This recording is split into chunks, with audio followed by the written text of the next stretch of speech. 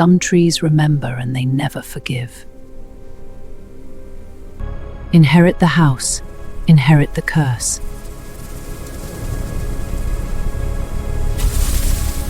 What grows in the shadow of the past feeds on the present. One tree, one curse. Eternal revenge.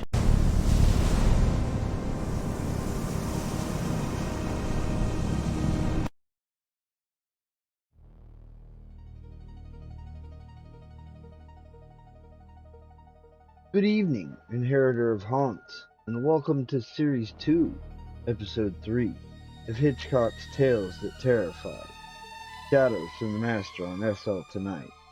Branching the Master's curated curses, blending his ghostly tastes with stories that rooted him. From Mannequin Societies, we inherit The Ash Tree by M.R. James, a 1904 classic ghost tale from the anthology. But before we get into that, I found a trunk. A trunk that had been dug from the bottom of the ocean. At the bottom of the deepest depths of the ocean.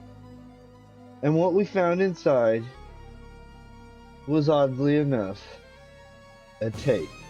Yes, that's right, folks. Even at the deepest depths at the bottom of the damn ocean, we still find VHS tapes. And so, I'm going to play that for you now. Deep in the cursed waters, the inferno sails eternal. Its haunted hull whispers of lost souls, the ghost of the Goonies. Beware, for it claims all who dare to follow.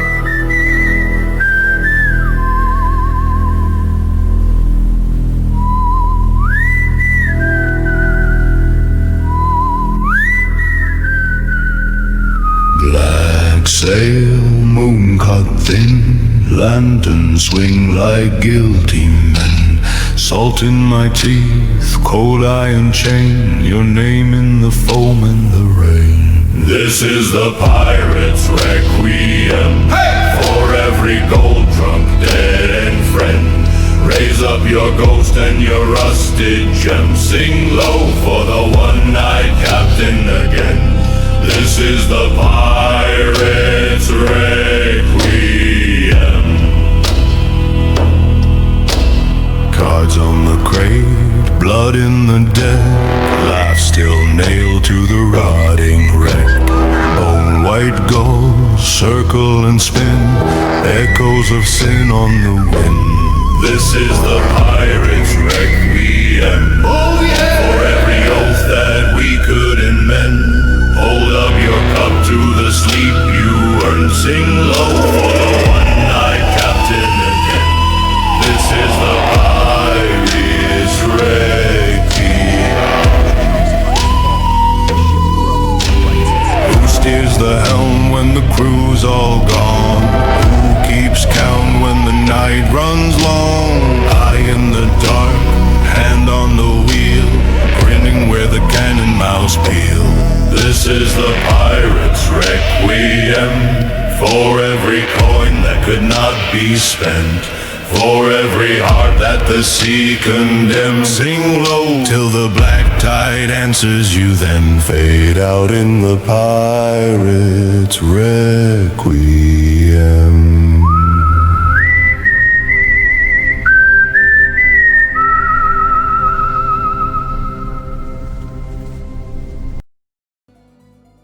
Well, folks, I guess we know how it ended up at the bottom of the deepest depths. I always did wonder what happened to One-Eyed Willie. Guess now we know. Well, on to our ghostly tale for the night. Sir Richard inherits Castringham Hall, but the ash tree outside his window harbors a curse from the 17th century witch trial.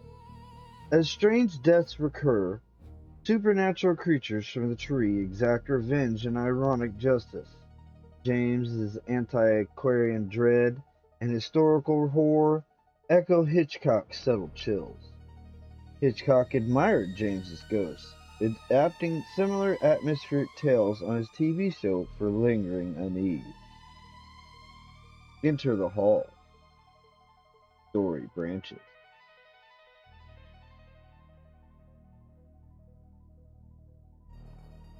Everyone who has traveled over eastern England knows the smaller country houses with which it is studded. The rather dank little buildings, usually in the East Italian style, surrounded with parks of some 80 to 100 acres. For me, they have always had a very strong attraction, with the great paling of split oak, the noble trees, the meres with their reed beds, and the line of distant woods.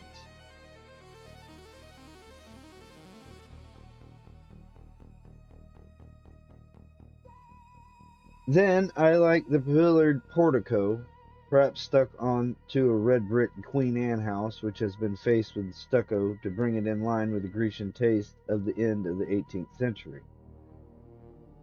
The hall inside, going up to the roof, which hall ought to always be provided with a gallery and a small organ. I like the library too, where you may find anything from a Psalter of the 13th century to a Shakespeare quartet. I like the pictures, of course, and perhaps most of all I like fancying what life as such a house was when it was first built, and in the piping times of landlord's prosperity, and not least now, when, if money is not so plentiful, taste is more varied and life quite as interesting. I wish to have one of these houses, and enough money to keep it together and entertain my friends in it modestly. But this is a digression. I have to tell you of a curious series of events which happened in such a house as I have tried to describe. It is Castringham Hall in Suffolk. I think a good deal has been done to the building since the period of my story, but the essential features I have sketched are still there. Italian portico, square block of white house, older inside than out, park with fringe of woods and mere.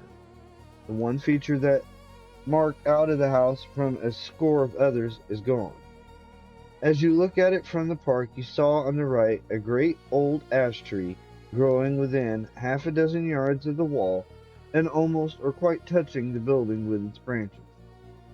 I suppose it had stood there ever since Castringham ceased to be a fortified place, and since the moat was filled in and the Elizabethan dwelling house built. At any rate, it had well nigh attained its full dimensions in the year 1690. In that year, the district in which the hall is situated was the scene of a number of witch trials. It'll be long, I think, before we arrive at just estimate of the amount of solid reason, if there was any, which lay at the root of the universal fear of witches in old times.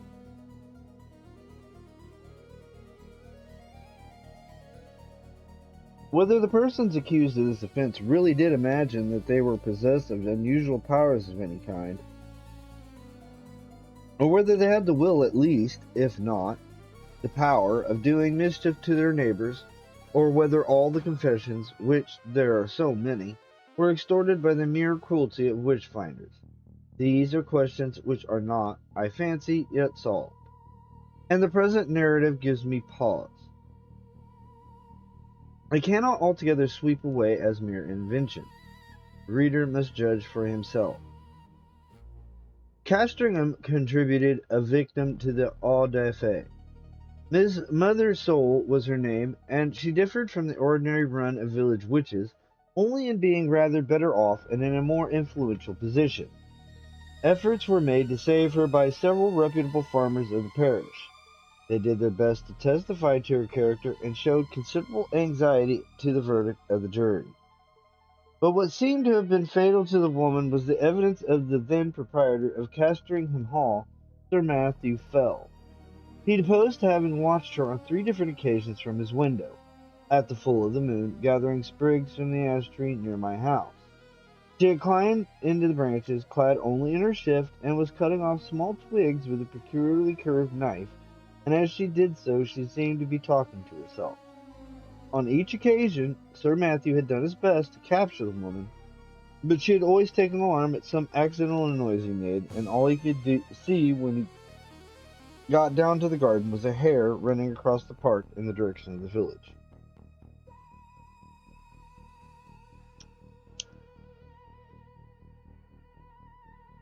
On the third night, he had been at pains to follow at his best speed, and he had gone straight to Miss Mothersole's house, but he had had to wait a quarter of an hour battering at her door, and then she'd come out very cross and apparently very sleepy, as if just out of bed, and he had had no good explanation to offer of his visit. Mainly on this evidence, though there was much more of a less striking and unusual kind from other parishioners, Miss Mothersole was found guilty and condemned to die.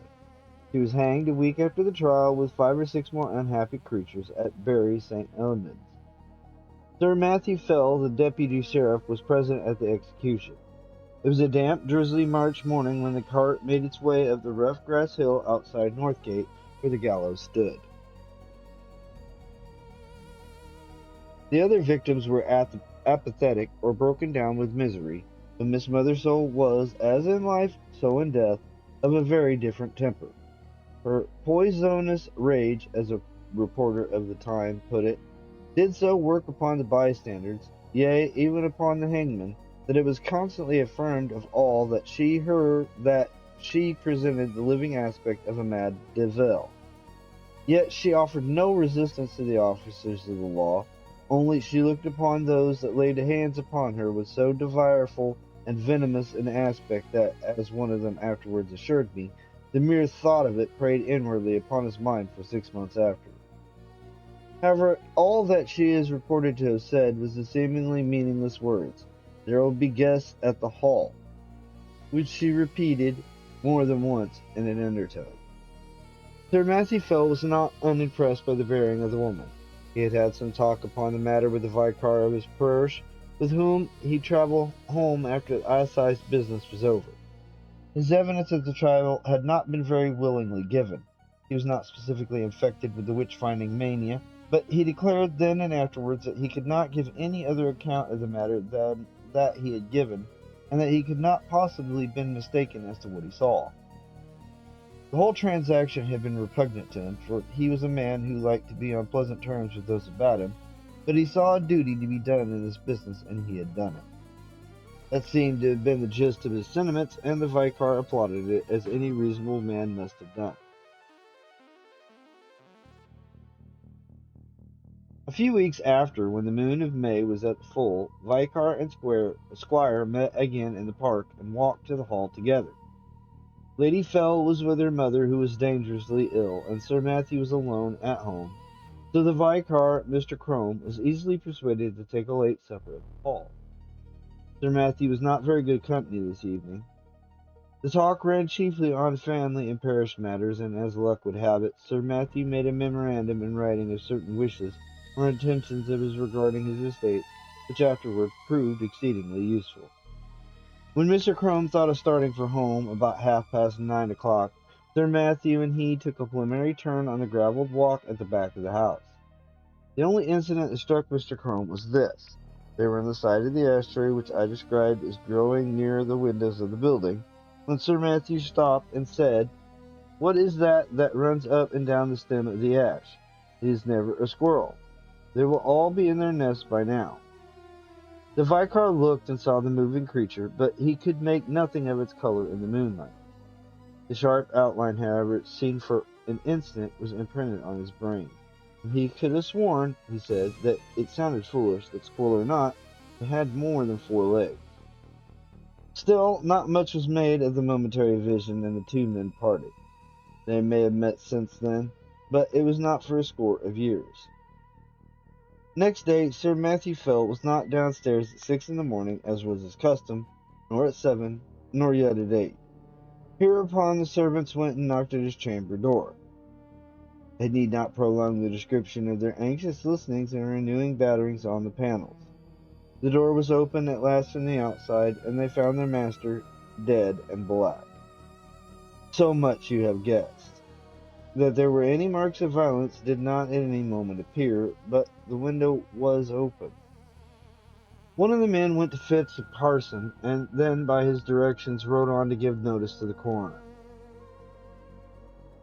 Mr. Crome himself went as quick as he might to the hall, and was shown to the room where the dead man lay. He has left some notes among his papers which show how genuine a respect and sorrow was felt for Sir Matthew, And there is also this passage, which I transcribe for the sake of the light it throws upon the course of events and upon the common beliefs of the time. There was not any at least trace of an entrance having been forced to the chamber, but the casement stood open, as my poor friend would always have had it in this season. He had his evening drink, a small ale, in a silver vessel of about a pint measure, and tonight had not drunk it out.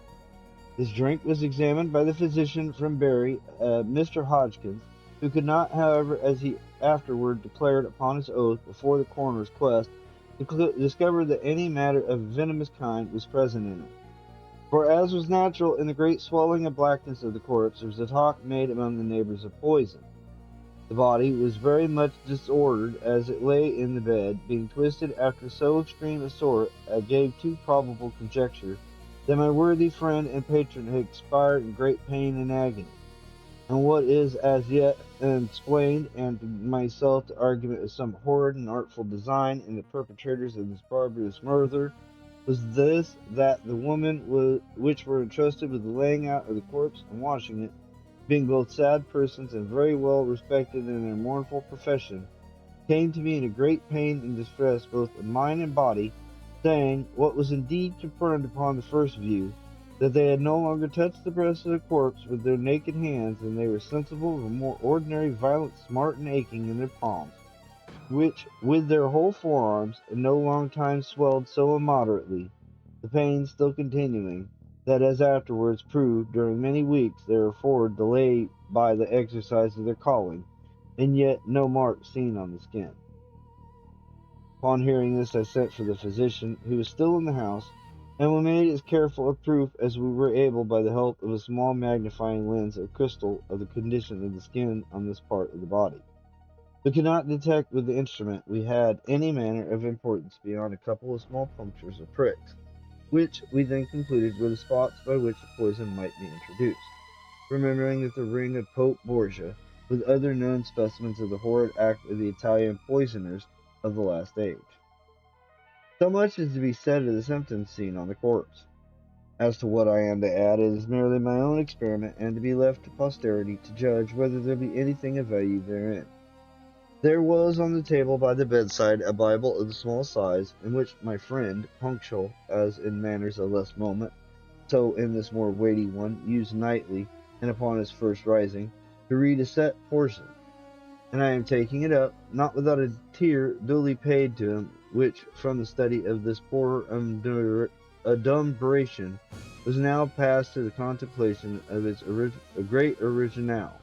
It came into my thoughts, as at such moments of helplessness we are prone to catch at any the least glimmer that makes promise of light, to make trial of that old and by many accounted superstitious practice of drawing the sortes, of which a principal instant. In this case of the late sacred majesty, the blessed martyr King Charles, and my Lord Falkland, was now much talked of. I must needs admit that by my trial not much assistance was afforded me, yet as the cause and origin of these dreadful events may hereafter be searched out, I set down the results. In the case it may be found that they pointed the true quarter of the mischief to a quicker intelligence than my own.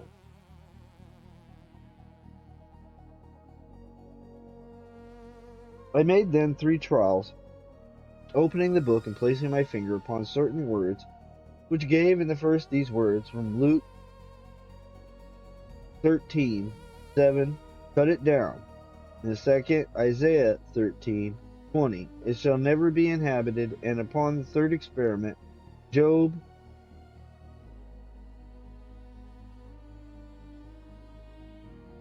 31:30, I think.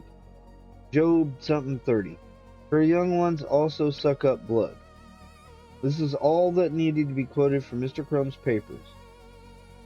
Sir Matthew Fell was duly coffined and lay into the earth, and his funeral sermon, preached by Mr. Crumb on the following Sunday, has been printed under the title of The Unsearchable Way, or England's Danger, and the Malicious Dealings of Antichrist, it being the Vicar's view, as well as that most commonly held in the neighbourhood, that the squire was the victim of recrudescence of the popish plot.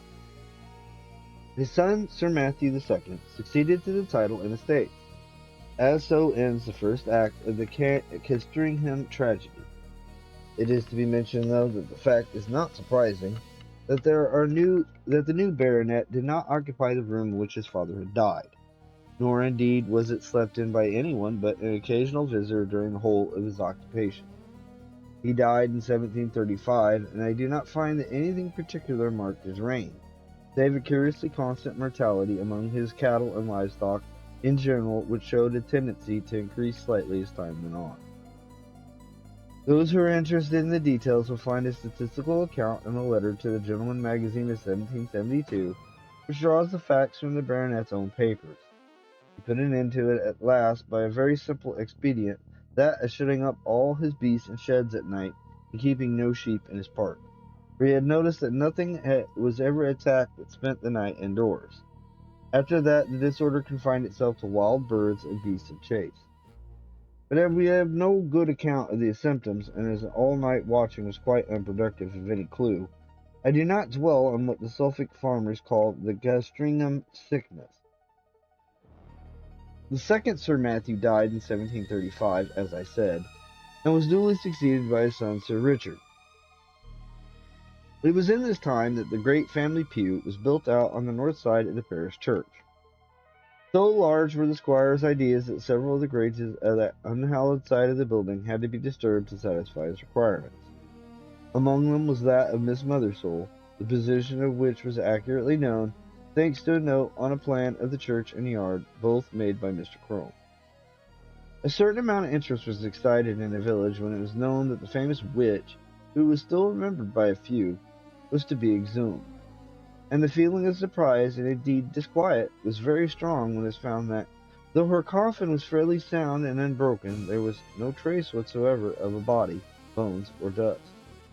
Indeed, it is a curious phenomenon, for at the time of her burying, no such things were dreamed of as resurrection men, and it is difficult to conceive any rational motive for stealing a body, otherwise than for the uses of the dissecting room.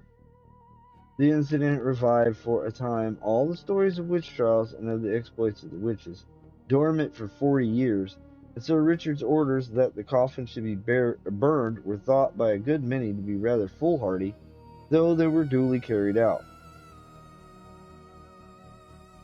Sir Richard was a pestilent innovator, it is certain.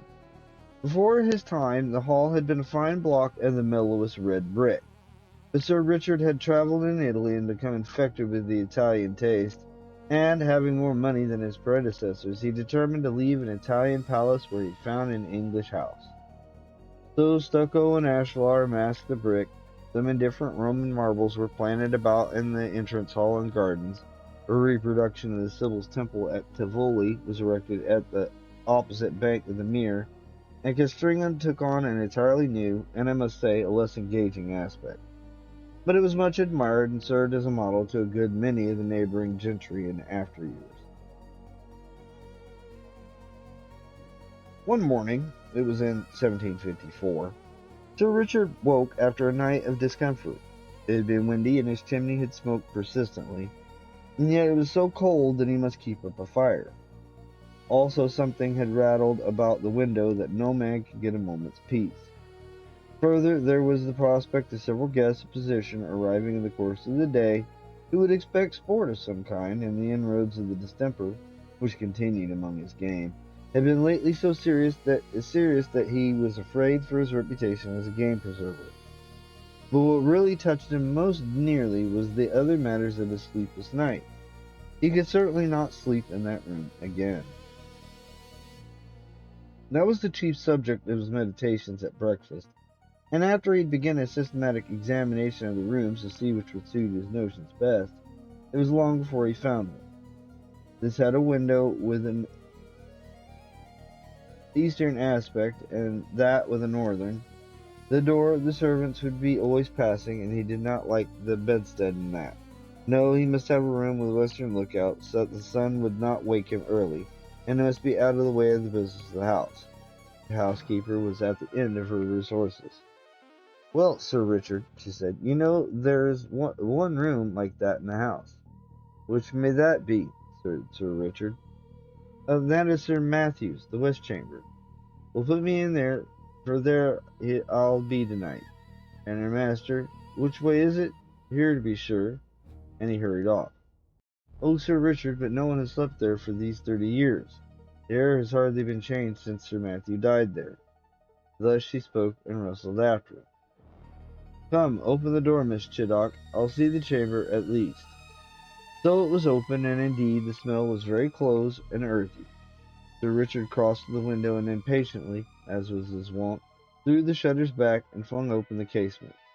This end of the house was one which the alterations had barely touched, grown up as it was with a great ash tree, and being otherwise concealed from view. Air it, Miss Chiddock, all today, and move my bed furniture in the afternoon. Put the Bishop of Kilmore in my old room. Pray, Sir Richard, said a new voice, breaking in on this speech, might I have the favor of a moment's interview? Sir Richard turned around and saw a man in black in the doorway, who bowed. I must ask your indulgence for this intrusion, Sir Richard. You will perhaps hardly remember me. My name is William Crome, and my grandfather was vicar here in your grandfather's time. Well, sir, said Sir Richard, the name of Crome is always a passport to Castringham. I am glad to renew a friendship of 2 generations standing. And what can I serve you? For your hour of calling, and if I do not mistake you, your bearing shows you to be in some haste. That is no more than the truth, sir. I am riding from Norwich to Bury St. Edmunds with which haste I can make, and I have called in on my way to leave you some papers with which we have but just come upon in looking over what my grandfather left at his death. It is thought you may find some matters of family interest in them. You are mighty obliging, Mr. Crome, and if you will be so good as to follow me to the parlor and drink a glass of wine, we'll first take a look at some of these papers together. And you, Miss Chiddock, as I said, would be about airing this chamber. Yes, it is here my grandfather died. Yes, the tree perhaps does make the place a little dampish. No, I do not wish to listen to any more. Make no difficulties, I beg. You have your orders. Go. Will you follow me, sir? They went to the study. The packet which young Mr. Crome had brought, he was then just become a fellow of Clare Hall in Cambridge, I must say, and subsequently brought out a respectable edition of Paulinus, contained, among other things, the notes which the old vicar had made upon the occasion of Sir Matthew Fell's death. And for the first time Sir Richard was confronted with the enigmatical sortes biblicae, which you have heard. They amused him a great deal.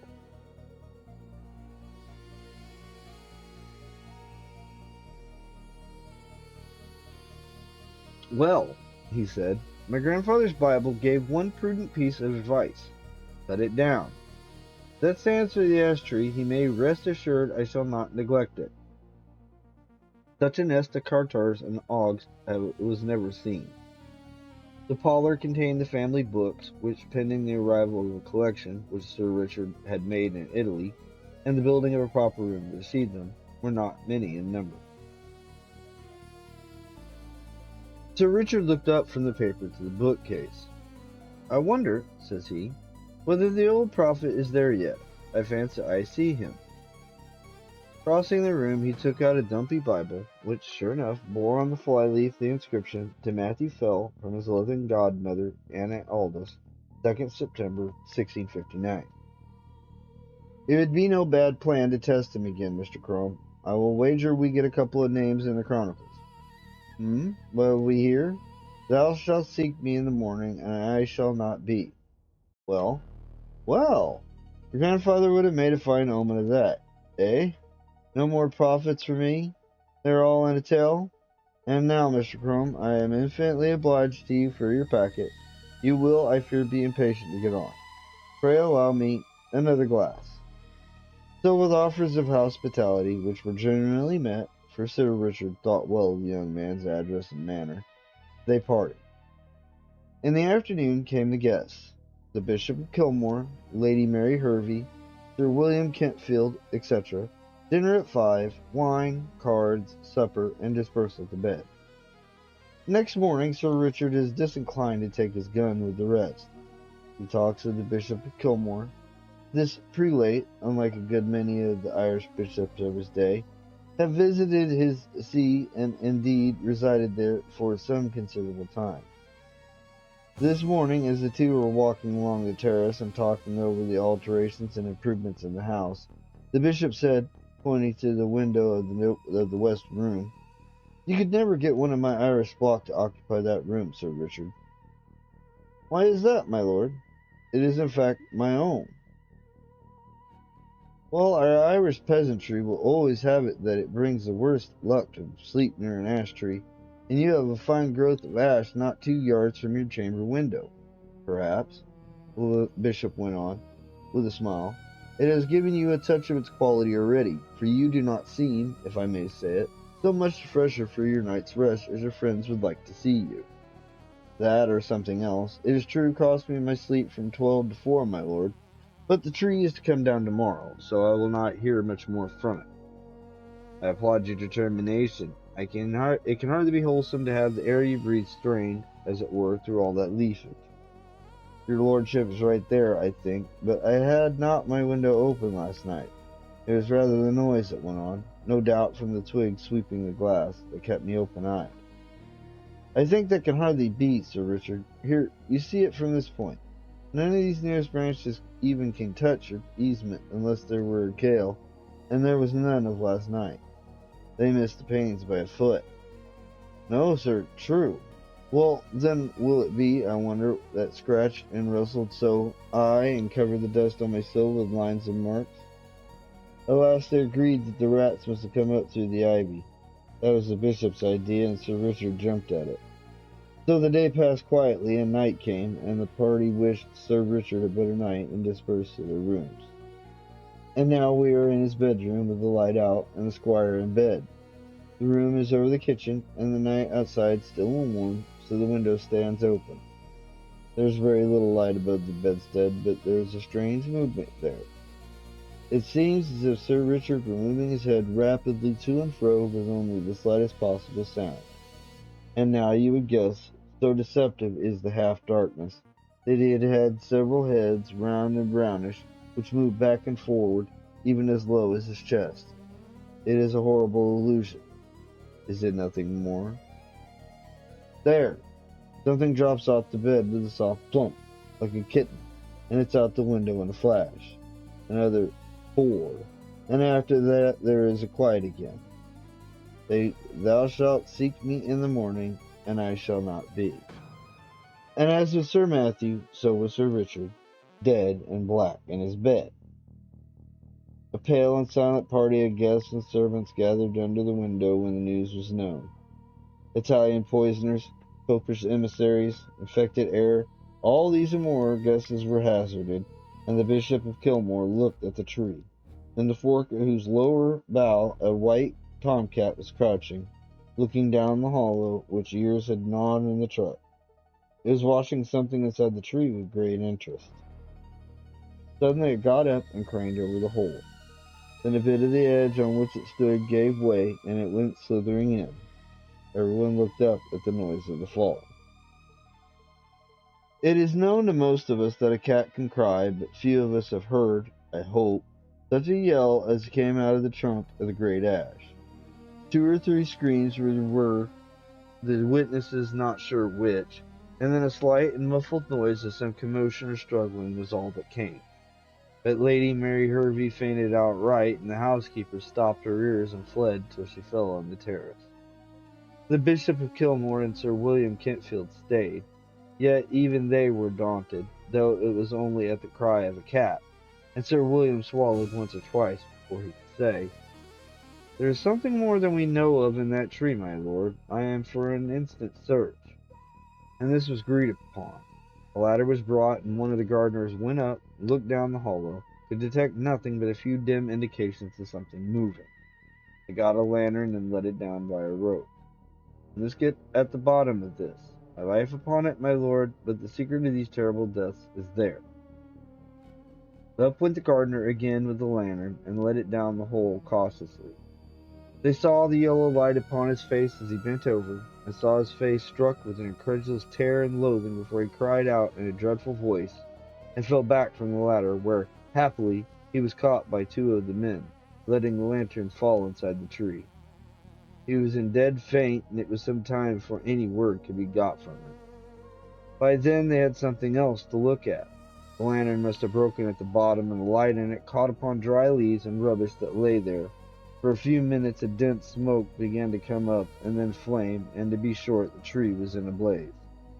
The bystanders made a ring at some yards' distance, and Sir William and the bishop sent men to get what weapons and tools they could, for clearly whatever might be using the tree as its lair would be forced out by the fire. So it was. First at the fork they saw a round body covered with fire, the size of a man's head, appear very suddenly, and seemed to collapse and fall back. This 5 or 6 times, then a similar ball leaped into the air and fell on the grass, for after a moment it lay still. The bishop went as near as he dared to it and saw, what but the remains of an enormous spider, veinous and seared. And as the fire burned lower down, more terrible bodies like this began to break out from the trunk, and it was seen that these were covered with grayish hair. All that day the ash burned, and until it fell to pieces the men stood about it, and from time to time killed the brutes as they darted out. At last there was a long interval, when none appeared, and they cautiously closed in and examined the roots of the tree. They found, said the Bishop of Kilmore, below it a rounded hollow place in the earth, wherein were 2 or 3 bodies of these creatures that had plainly been smothered by the smoke, and what is to me more curious, at the side of this den, against the wall, was crouched the autonomy, or skeleton, of a human being, with the skin dried upon the bones, having some remains of black hair, which was pronounced by those that examined it to be undoubtedly the body of a woman, and clearly dead for a period of 50 years.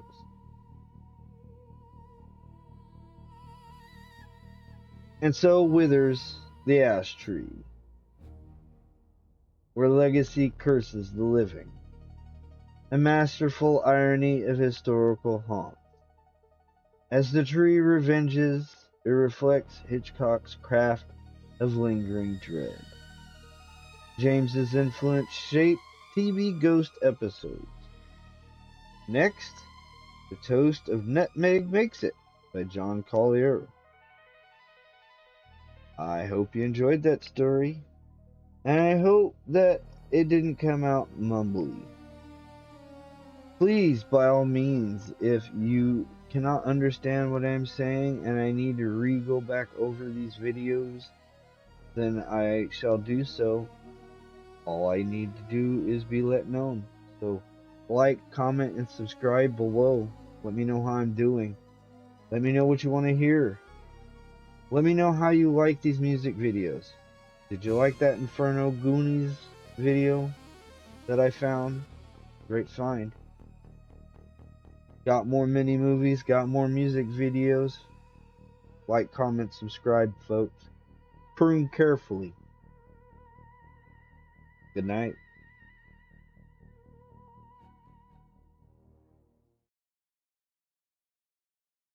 I'm overloading the zone.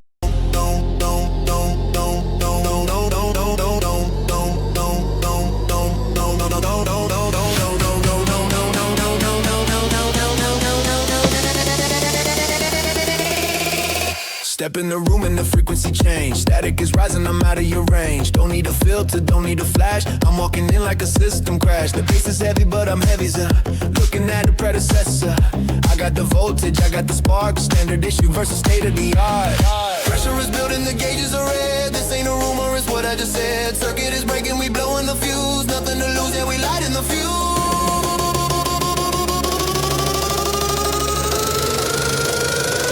I'm overloading the zone. The zone. Shockwave, shockwave to the bone. The bone. I'm overloading the zone. System wide and full blown. Turn it up, cause I'm setting the tone. Hey, hey, hey, hey, hey, hey, hey, hey, hey. Shockwave. Yeah. do damage.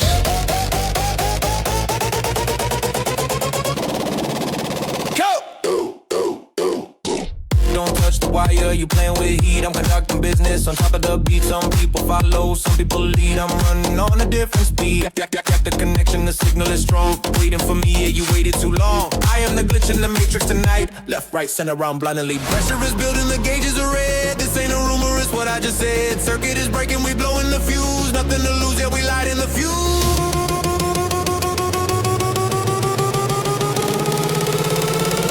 I'm overloading the zone. Shockwave, shockwave to the bone. I'm overloading the zone. System wide and full blown. Turn it up, cause I'm setting the tone. Hey. Tick, tick, boom, boom. Clear the room, I said tick, tick, tick, boom. Tick, tick, boom, boom. Give me room 3, 2, 2, detonate. Low. Hey. Hey. Shockwave.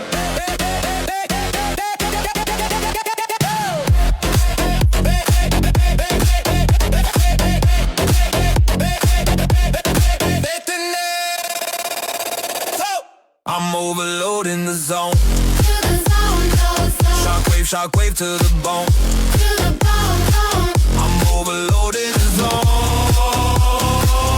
System wide and full blown. Everybody jump if you setting the tone. Shockwave. Yeah. System overload.